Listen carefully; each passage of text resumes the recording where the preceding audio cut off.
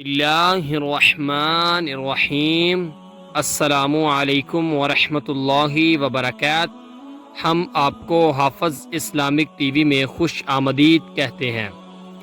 میں نے سعد بن یسار ابو الحباب سے سنا، انہوں نے بیان کیا کہ میں نے حضرت ابو ہریرہ رضی اللہ تعالی عنہ سے سنا کہ رسول اللہ صلی اللہ علیہ وآلہ وسلم نے فرمایا، اللہ تعالیٰ جس کے ساتھ خیر و بلائی کرنا چاہتا ہے اسے بیماری کی تکلیف اور دیگر مصیبتوں میں مبتلا کر دیتا ہے۔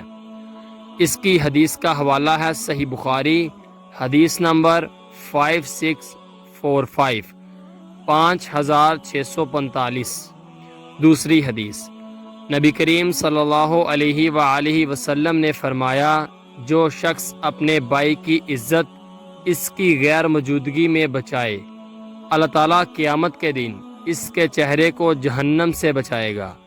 اس کی حدیث کا حوالہ ہے سنن ترمذی، حدیث نمبر 1931 1931۔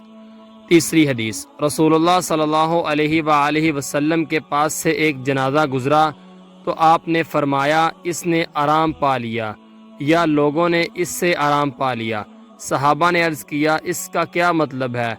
آپ نے فرمایا، مومن شخص موت کے ساتھ دنیا کی رنج و تکلیف سے آرام پا جاتا ہے، اور بدکار شخص کی موت سے لوگ، شہر، درخت اور جانور آرام پا جاتے ہیں۔